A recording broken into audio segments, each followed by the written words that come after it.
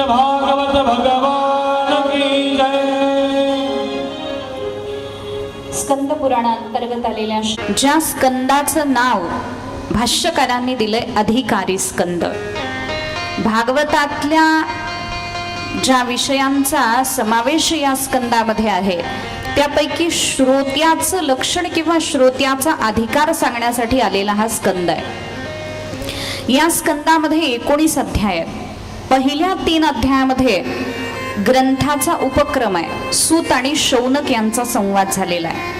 त्यानंतर व्यास आणि नारदजी यांच्या संवादाचं वर्णन आलेलं आहे आणि त्यानंतर शुकाचार्य आणि परीक्षित महाराज यांचंही वर्णन आलेलं आहे।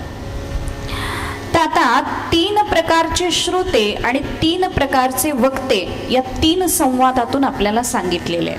म्हणजे कसे काय? पहिला संवाद जो आहे सूत आणि शौनक महर्षी यांच्यात झालेला आहे। शौनक ऋषी किती आहेत? म्हणे 88,000 आहेत। 88,000 ऋषी नैमिषारण्य क्षेत्रामध्ये बसलेले आहेत।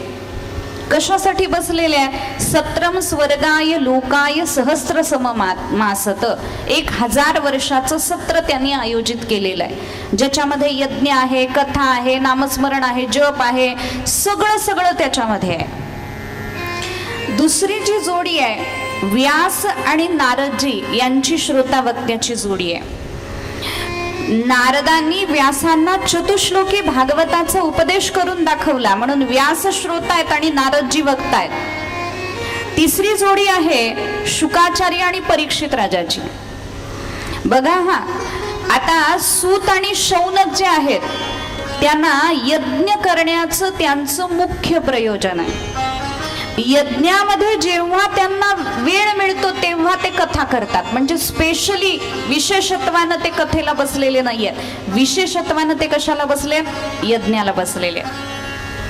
आणि नारदांनी व्यासांना का सांगितलंय? कारण व्यास उदास होते, खिन्न झालेले होते, जगाच्या कल्याणाची त्यांना चिंता होती।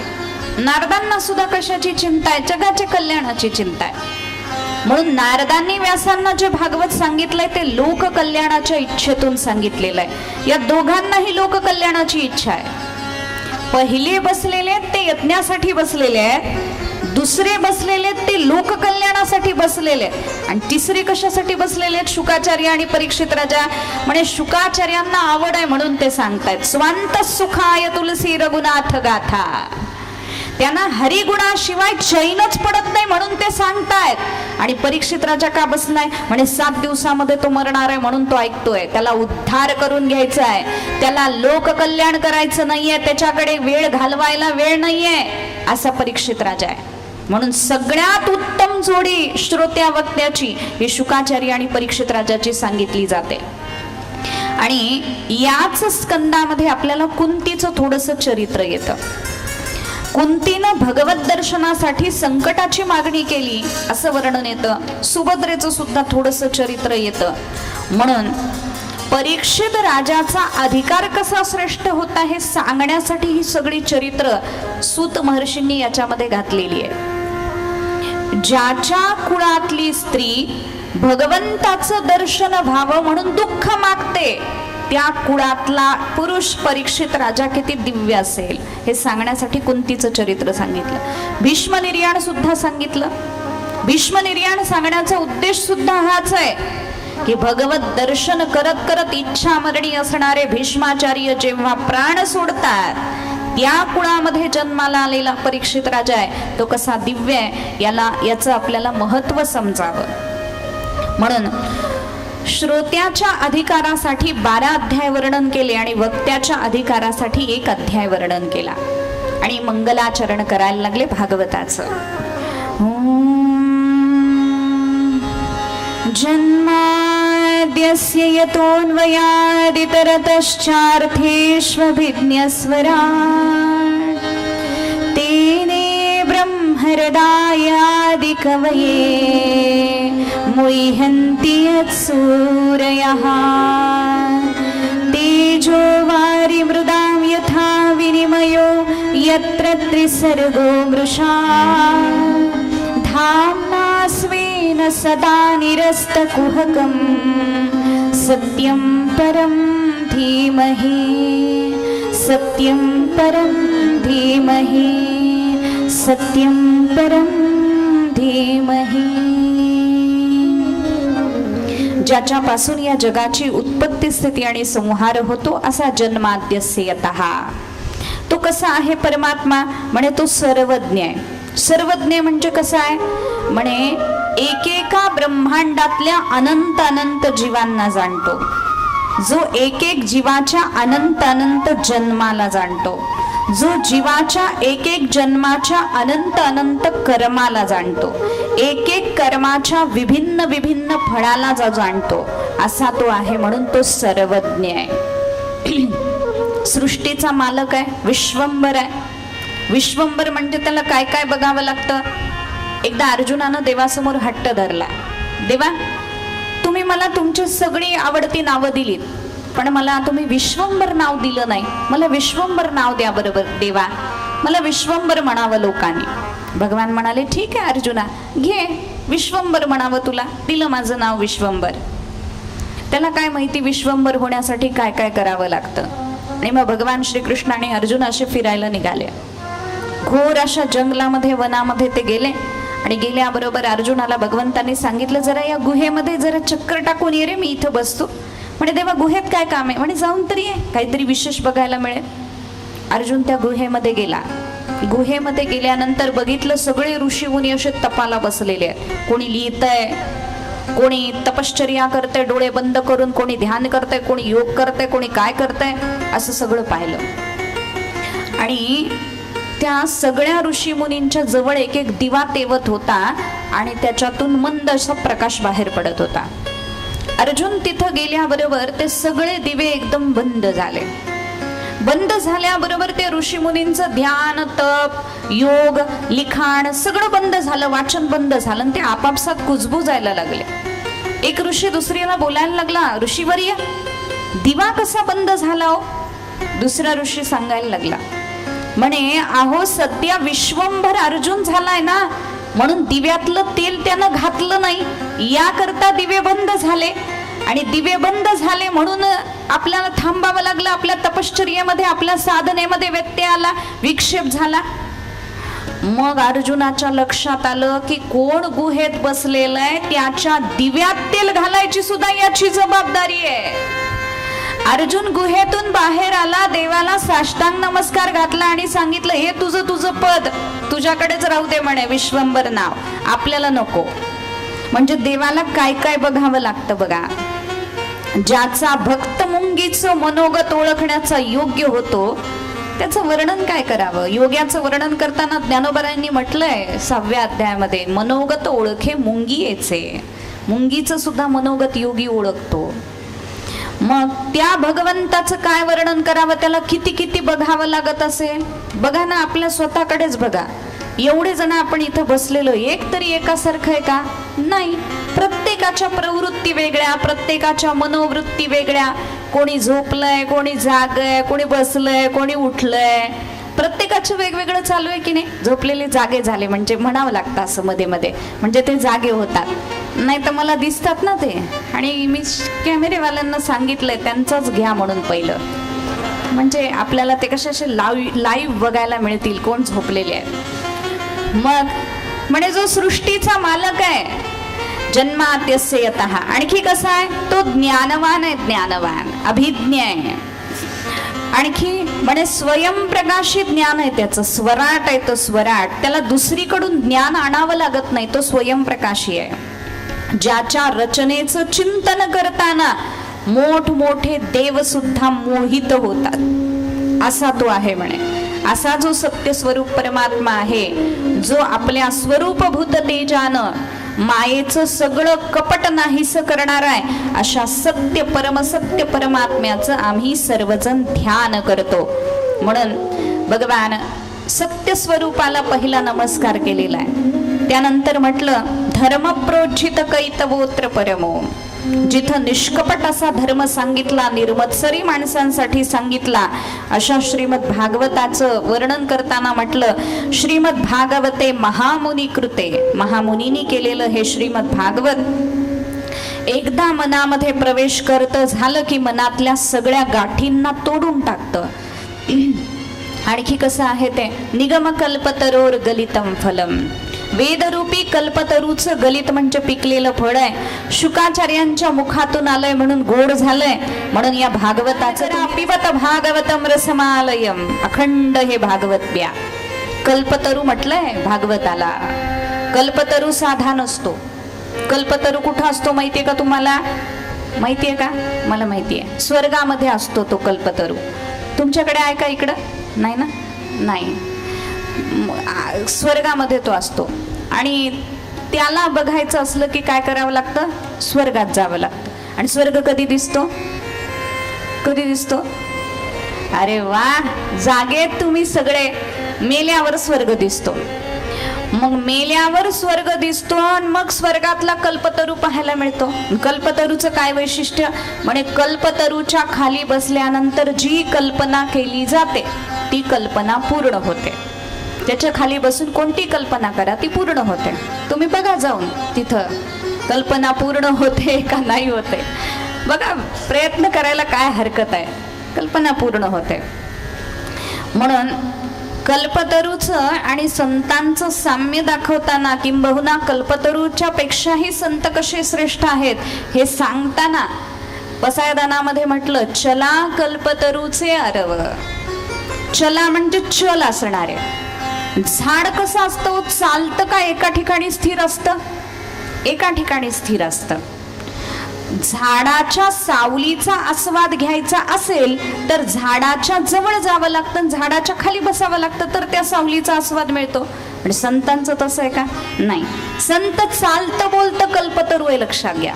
ते स्वतः आपल्याकडे येतात आणि आपली कामना इच्छा पूर्ण करतात. तसं हे भागवत आहे म्हणे. चालतं बोलतं कल्पतरू आहे. एवढ्या सगळ्यांना भागवतानी एकट्याने इथं आणलं की नाही? स्वतः तुमच्याकडे चालत चालत तुमच्या गावला आलं की नाही भागवत? म्हणून चला कल्पतरूचे अरव म्हणजे उद्यान. उद्यान आहे, उद्यान. बरं, भागवत आणि साधा कल्पतरू म्हणजे कल्पतरू वृक्ष आणि श्रीमद भागवत रूपी कल्पतरू यात आणखी एक फरक आहे. कल्पतरूच्या खाली बसल्यानंतर काय द्यावं आणि काय न द्यावं त्याला कळत नाही.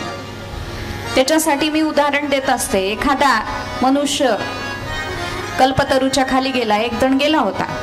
गेला तिथं कल्पतरूच्या खाली, खूप दमला होता. तो झाडाखाली बसायचं म्हणून बसला.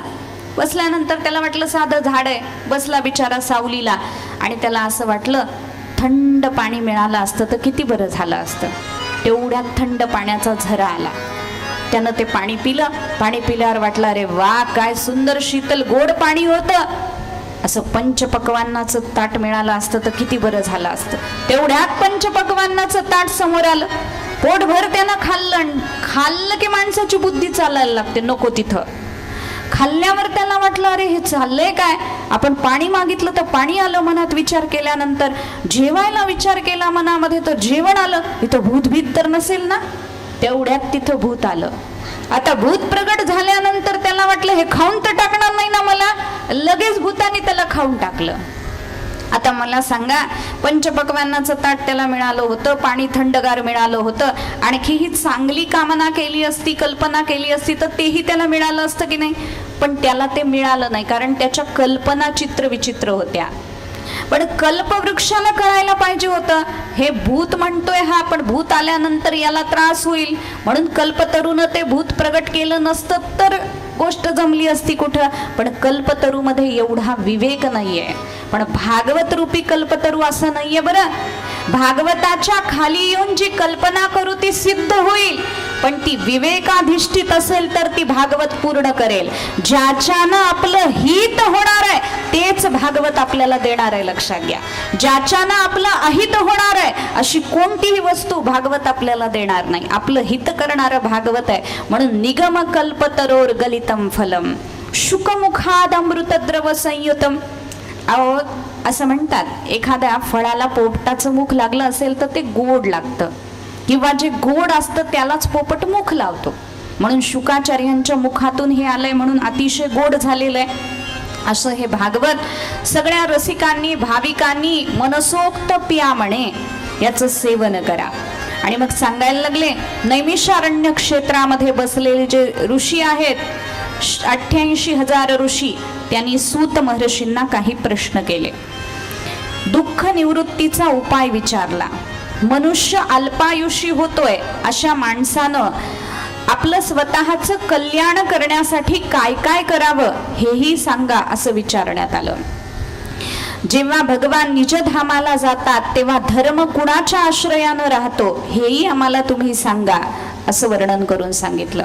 आणि मग त्या प्रश्नाचं उत्तर, या 6 प्रश्नाचं उत्तर भागवतामध्ये 12 स्कंदामध्ये दिलेलं आहे. इति संप्रश्न संवृष्टो विप्राणाम रोमहर्षणीही प्रतिपूज्य वचस्तेषां प्रवक्तुमुपचक्रमे. आता सूत महर्षी सांगायला सुरुवात करतात, पण सांगायला सुरुवात करताना पहिला नमस्कार श्री शुकाचार्यांना करतात. कसे आहेत ते शुकाचार्य? यम प्रव्रजंतमनुपेतमपेत कृत्यम द्वैपायनो विरह कातर आजुहाव पुत्रेति तन्मयतया तर्वोभिनेदुः तं सर्वभूत हृदयं मुनिमानतोस्मि. ज्यांचा उपनयन संस्कारही झालेला नाहीये असे शुकाचार्य आईच्या पोटातून बाहेर आले आणि निघून चालले. व्यासांनी त्याला शुका शुका म्हणून हाक मारल्याबरोबर झाडांनी ओ दिली. असे सर्व भूतांच्या हृदयामध्ये असणाऱ्या शुकाचार्यांना आम्ही नमस्कार करतो. आणखी कसे आहेत ते शुकाचार्य? म्हणे ज्या शुकाचार्यांनी अत्यंत प्रभावी सर्व वेदाचं सार संसार रूप अंधकारातून बाहेर पडू इच्छिणाऱ्यांना आध्यात्मिक प्रकाश देणारं अद्वितीय असं रहस्य श्रीमद भागवताच्या माध्यमातून प्रकट करून दाखवलं. म्हणे का? संसारिणाम करुणयाह, संसारी लोकांची दयाली म्हणून ते प्रकट करून दाखवलं. अशा मुनींचेही जे गुरु आहेत त्या शुकाचार्यांना आम्ही शरण जातो. मग पुन्हा नरनारायणांना नमस्कार केला, सरस्वती देवीला, व्यासांना नमस्कार केला. आणि त्यानंतर प्रश्न होता दुःख निवृत्तीचा उपाय कोणता? त्याचं उत्तर देतात सवई पुंसां परो धर्मो यतो भक्तिहि अधोक्षजे अहैतुक्य अप्रतिहता आत्मा संप्रसिदती. माणसाचा परमधर्म आहे भगवंताच्या विषयी भक्ती निर्माण होणं. ती भक्ती कशी असावी? म्हणे अहैतुकी म्हणजे हेतू शिवाय असावी, आणि अप्रतिहता म्हणजे कधीही नष्ट न होणारी असावी. म्हणून आपल्या धर्मशास्त्रामध्ये 2 धर्माचे प्रकार सांगितले. एक आहे प्रवृत्ती लक्षण परधर्म आणि दुसरा आहे निवृत्ती लक्षण परधर्म.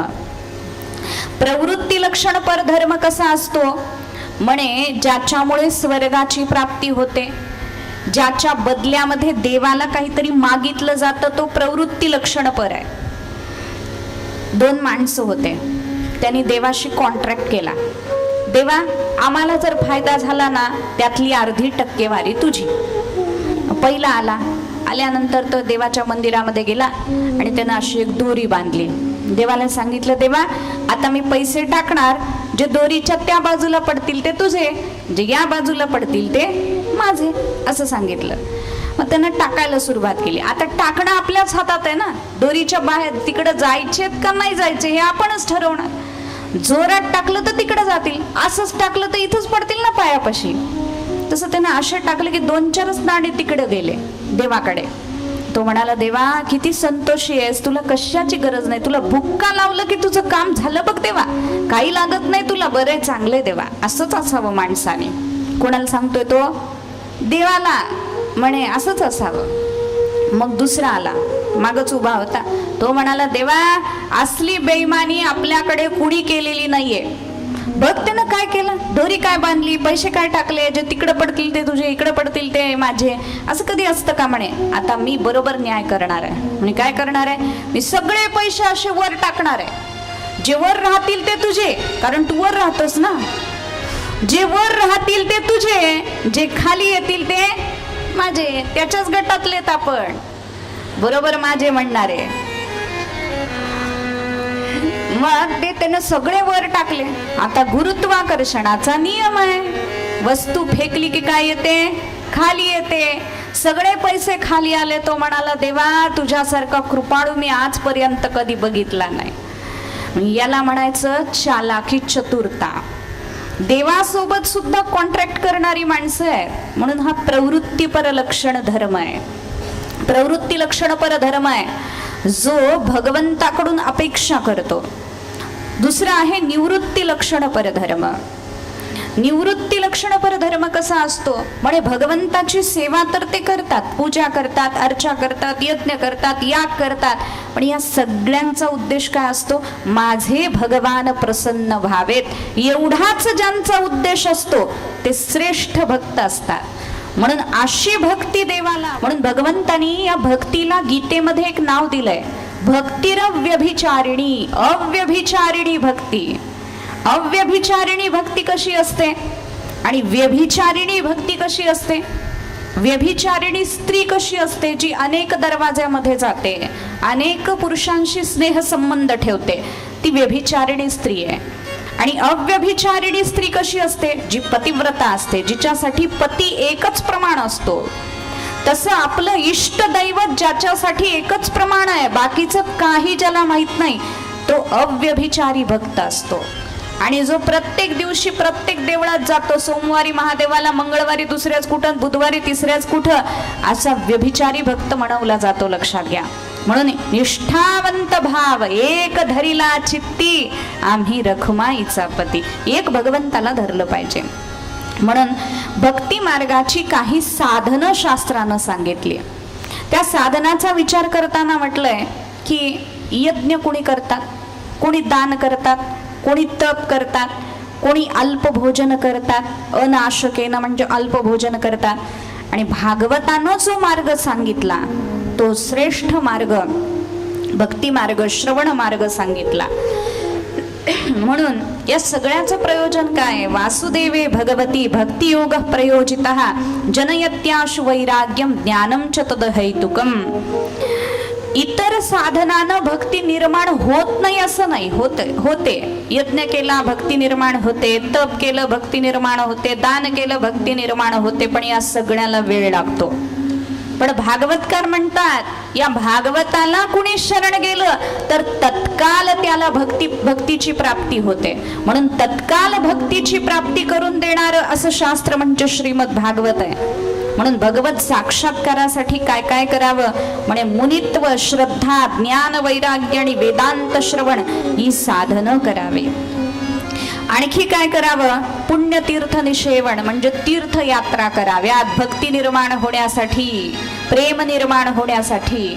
वृंदावनला गेलो, वृंदावनमध्ये गेल्यानंतर तिथलं महात्म्य काय काय आहे, देवाचं दर्शन कधी घ्यायचं, कसं घ्यायचं, हे सगळं माहीत करून आपण तिथं गेलं पाहिजे. नाहीतर वृंदावनला गेलो, कोणता देव आहे ते सुद्धा माहीत नाही. एकदा आम्ही अशाच एक ट्रिपला घेऊन गेलो होतो, बरेच लोक आमच्या बरोबर होते आणि यात्रा केली. आणि मग त्यातल्या एका बाईनं विचारलं, दीदी मला सगळं तुम्ही वृंदावनाचं महात्म्य सांगितलेलं सगळं समजलं मला, फक्त तो बाके भिकारी कोण आहे तेवढं नाही समजलं म्हणे. म्हटलं बाई बाके भिकारी नाही, बाके बिहारी आहे तो. म्हणजे आता बघा कुठून कशी सुरुवात करायची. म्हणून वृंदावनामध्ये जरी गेलो, कुठल्याही तीर्थामध्ये गेलो तर त्या तीर्थाचं महात्म्य आधी कळून घ्यावं, जाणून घ्यावं. पुण्य तीर्थ निषेवणा त्याचं सेवन करता आलं पाहिजे. वृंदावनामध्ये गेल्यानंतर काय करावं म्हणे? राधे राधेचं नामस्मरण करावं. भगवान श्रीकृष्ण लवकर भेटतात.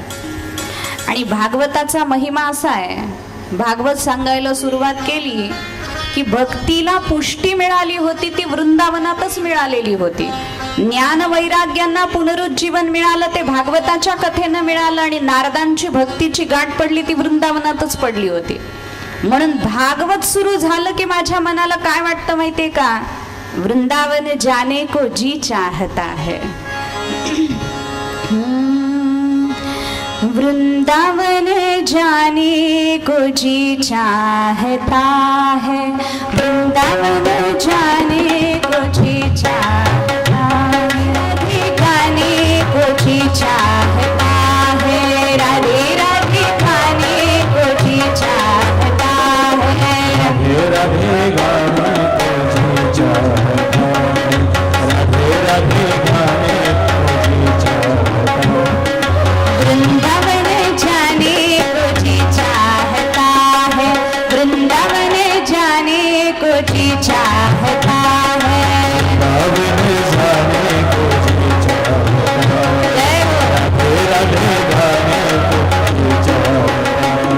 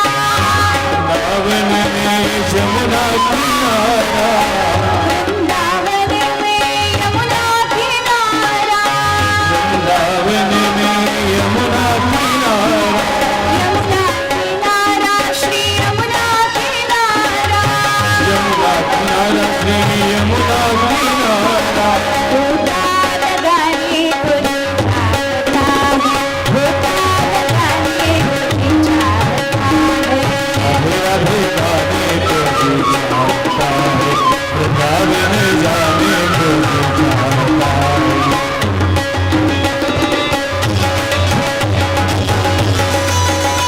श्री राधे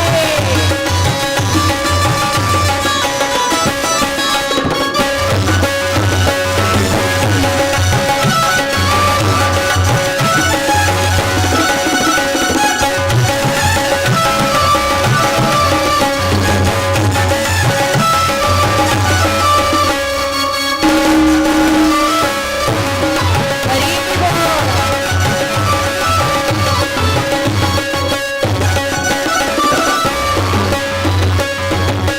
वृंदावन में निधिवन है प्यारा मेरे प्यारा वृंदावन में निधिवन प्यारा वृंदावन में निधि बन प्यारा निधिवन प्यारा श्री निधिवन प्यारा प्यारा श्री निधि बन प्यारा रास रचाने तुझी चाहता है रास रचाने तुझी चाहता है रास रचाने तुझे चाहता है रास रचाने तुझे चाहता है नमन जाने तुझी चाहता है राधे राधे जाने तुझी चाहता है रावण जाने तुझे चाहता है राधे राधे गाने तुझे चाहता है वृंदावन जाने तुझी चाहता है राधे राधे जाने तुझी चाहता है रावण जाने तुझे चाहता है राधे राधे गाने तुझे चाहता है वृंदावन जाने तुझी चाहता है राधे राधे जाने तुझी चाहता है रावण जाने तुझे चाहता है राधे राधे गाने तुझे चाहता है। बोलिए गोपाल कृष्ण भगवान की जय श्रीमद् भागवत भगवान की जय म्हणून हरिभक्तीसाठी पुण्यतीर्थ निषेवण हा पहिला उपाय सांगितला पुण्यतीर्थाच्या यात्रा. दुसरा उपाय सांगितला महत् सेवा म्हणजे महापुरुषांची सेवा. म्हणून कोणत्याही तीर्थाला गेलं, पंढरपूरला जरी आलं तरी पंढरपूरचा नियम काय आहे? पंढरपूरला यायचं, चंद्रभागेमध्ये स्नान करायचं, त्यानंतर पांडुरंगाचं दर्शन घ्यायचं, क्षेत्र प्रदक्षिणा करायची आणि सत्संग करायचा, मग पंढरीची यात्रा पूर्ण होते. तसं महत् सेवा म्हणजे तिथल्या भक्तांचं दर्शन घेऊन त्यांची सेवा करणं, साहचर्य म्हणजे त्यांच्यासारखं आचरण करण्याचा प्रयत्न करणं. भक्ताचं दर्शन, चरण दर्शन आपण घेतो, चरण दर्शन घेतो का? कारण त्यांचं आचरण पवित्र असतं म्हणून त्यांचे चरण आपण स्पर्श करतो. पण संतांचं, भक्ताचं जर आपण दास्य करायचं ठरवलं, त्यांची सेवा करायची ठरवली, तर संतांची सेवा कशी असते लक्षात घ्या. त्यांना जेवायला देणं, कपडे धुणं, अमुक करणं, तमुक करणं ही त्यांची सेवा आहे, नाही असं नाही. पण साधूच्या वृत्तीचा संग करता आला पाहिजे. साधूच्या भावनेमध्ये जगतोय, साधूचं जीवन राममय आहे, कृष्णमय आहे, शिवमय आहे, तर ते तसं होण्याचा प्रयत्न आपल्याकडून झाला पाहिजे. लक्षात घ्या. या बाह्य सेवा तर करायच्याच आहेत, त्या गरजेच्याही आहेत. बाह्य केल्याशिवाय आंतरिक शुद्ध होता येत नाही. पण आंतरिकतेकडे लक्ष दिलं पाहिजे. मग आमचंच का केलं नाही, आमचं हेच का घेतलं नाही, तेच का घेतलं नाही, असं नाही. लक्षात घ्या. दूध घ्या, दुधाचा त्रास होतो, नाही घ्या, काय होतं त्याला. तर 10 घरात गेलो, एक ग्लास भर दूध दिलं, काय होईल महाराजाची अवस्था? कशी होईल हो? बघा तुम्ही घेऊन एक दिवस, मग कळते तुम्हाला. तुम्हाला वाटते महाराज होणं सोपं आहे, सोपं नाही आहे. अहो त्यांना जर सांगितलं ना नको त्रास होतोय पोटाला, नाही नाही आमचं मन मोडेल हो, घ्या हो प्लीज प्लीज घ्या, असं म्हटल्यावर कसं होईल? भावनेचा आदर असावा. आपण दिलेल्या वस्तूनं समोरच्याला जर त्रास होत असेल तर हे प्रेम नाहीये, लक्षात घ्या. ते प्रेम नाहीये. मग ते प्रेम जाणता आलं पाहिजे की शरीरावर काहीतरी परिणाम होईल किंवा काही त्रास असेल, काही नियम असतील. आता सांगितलं दुरून नमस्कार करा, अनुष्ठान चालू आहे, नाही नाही चरण धरल्याशिवाय कसं काय जमणारच नाही, चरणच धरावे लागतील असं नाही. लक्षात घ्या, भागवत शिकताना आणि भागवत करताना किती पवित्र राहावं लागतं. आमचे गुरुजी आम्ही जेव्हा जेव्हा ग्रंथाला हात लावायचो, शिकत होते मी जेव्हा भागवत, जेव्हा जेव्हा ग्रंथाला हात लावायचा, आपण जर बाथरूमला टॉयलेटला गेलेलो असलो तर आंघोळ केल्याशिवाय आम्हाला त्याला हात लावता येत नव्हता. कधी कधी जर पोट बिघडलेलं असलं तर 5-5, 6-6 वेळा आंघोळ करावी लागायची, 10-10 वेळा आंघोळ करावी लागायची. तेवढं पावित्र्य राखावं लागतं. लक्षात घ्या, हे भगवंताची सेवा आहे, ही साक्षात भगवंताला घेऊन बसलोय आपण इथं, म्हणून काही पावित्र्याच्या गोष्टी या राखाव्या लागतात आणि त्याकरता काही नियमही घालावे लागतात. त्याच्यासाठी राग मानायचा काही गरज आहे का? लक्षात घ्या, एखाद्याच्या अनुष्ठानामध्ये आपलं योगदान जर आपण देत असू, त्यांनी सांगितलेलं ऐकून, तर त्याचा अंश आपल्याला मिळेल की नाही? मिळणार, निश्चितच मिळणार. म्हणून त्या अनुष्ठानामध्ये आपल्याला योगदान देता आलं पाहिजे. म्हणून सांगितलं जातं की अमुक करा तमुक करा, याच्यानं पावित्र्य राखलं जाईल, त्याच्यानं पावित्र्य राखलं जाईल. हे सगळं पावित्र्य राखण्याचे उपाय आहेत आपले. शुचिर्भूत अवस्थेमध्ये कथेला यावं, शुचिर्भूत अवस्थेमध्ये पूजा करावी, शुचिर्भूत अवस्था घरामध्ये असावी, प्रसन्नतेचं वातावरण असावं, चैतन्यमय वातावरण असावं, 7 दिवसामध्ये निंदा करू नये, 7 दिवसामध्ये ब्रह्मचर्याचं पालन करावं. हे सगळं कशासाठी? अंतःकरणाचं पावित्र्य येण्यासाठी. म्हणून साधूच्या वृत्तीचा संग करण्याचा प्रयत्न करावा. साधूची सेवा म्हणजे फक्त त्यांचे कपडे धुणं किंवा हेच इतकीच समजण्याची गरज नाही. लोक म्हणतात आम्ही 12 वर्ष सेवा केली, पण त्या महात्म्याची सेवा करून तुमच्यात काही फरक पडला का? तुमच्या वृत्तीमध्ये काही फरक पडला का? तुमचे काम, क्रोध, लोभ, मोह, मद, मत्सर ते जर तसेच असतील, पोचलेले, बाळसेदार झालेले, तर त्या सेवेला काही अर्थ आहे का? नाही. म्हणून ही सेवा करता करता लक्ष कुठं ठेवायचंय? ध्येय कुठं ठेवायचंय? ध्येय हे ठेवायचंय की आपलं अंतःकरण शुद्ध झालं पाहिजे. ही सद्गुरूची सेवा आहे, ही संताची सेवा आहे. याच्यानं आपलं अंतःकरण शुद्ध करून ते अंतःकरण भगवंताच्या जवळ जाण्या इतपत त्याला योग्य करायचंय आपल्याला, ही आपली भावना असली पाहिजे. म्हणून साधूचं साहचर्य, साधूचा सहवास, त्यांच्या बरोबर निवास करणं, त्यांच्या वृत्तीमध्ये निवास करणं, निष्ठापूर्वक त्यांची सेवा करणं आणि भगवत कथा सेवन करणं किंवा श्रवण करणं, हे भक्ती निर्माण होण्याचे उपाय सांगितले.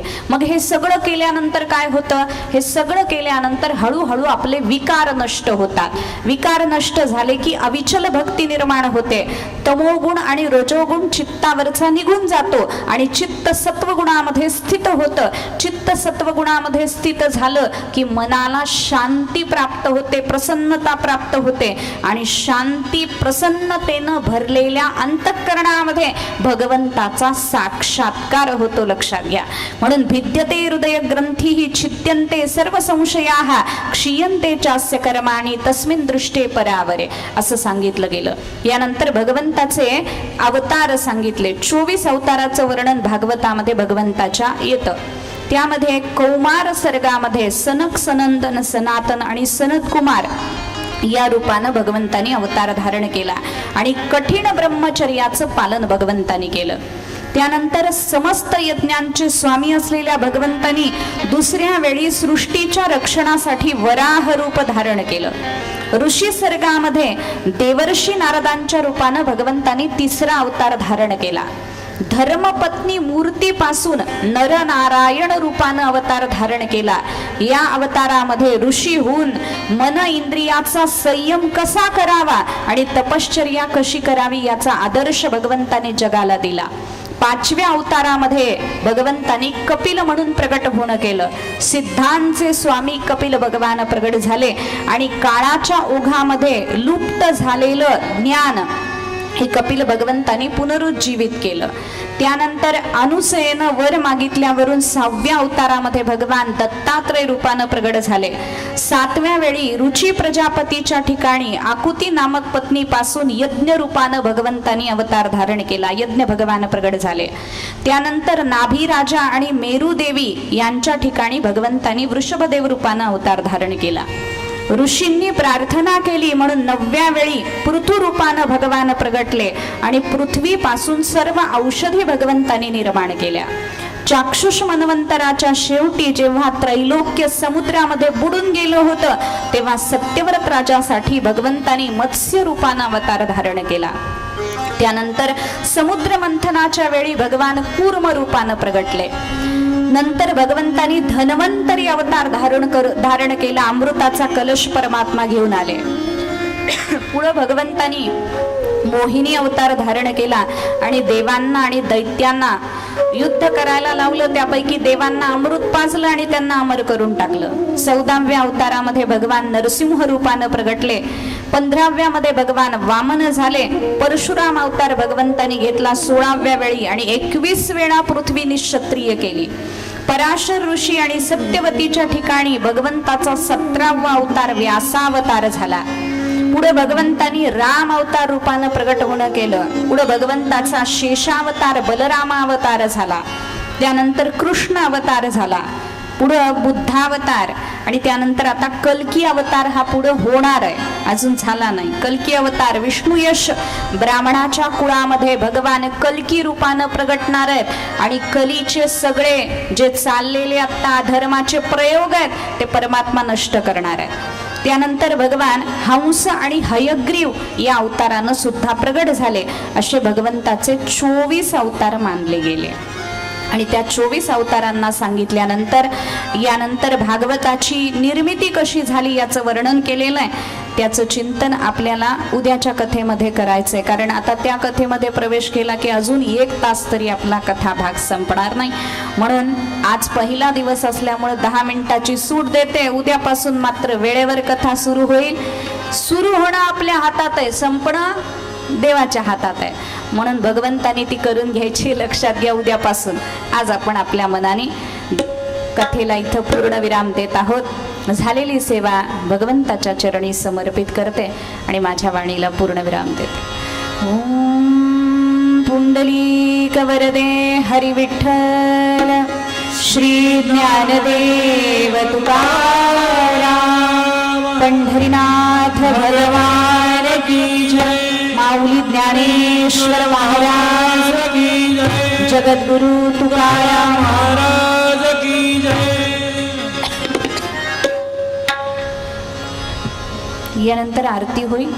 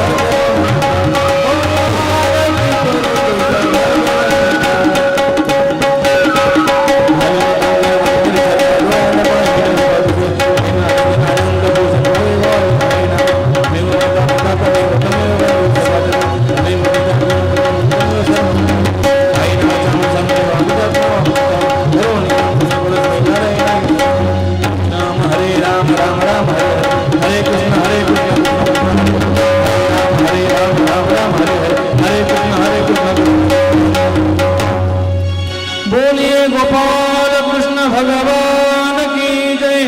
श्रीमद् भागवत भगवान